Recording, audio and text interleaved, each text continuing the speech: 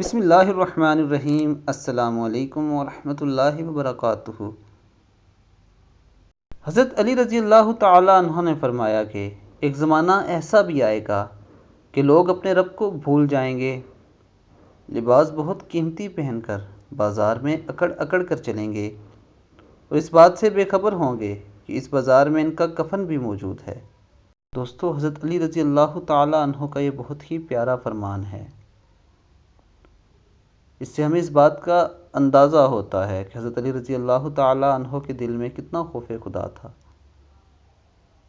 اور دوستو، اس کے ساتھ ساتھ ہمیں بھی اللہ سے ڈرنا چاہیے، کیونکہ اللہ سے ڈر کے ہی ہم دنیا اور آخرت میں کامیاب ہو سکتے ہیں۔ اور اس کا بہترین طریقہ یہ ہے کہ آپ ذکر الہی سے اپنے دل کو روشن رکھیں۔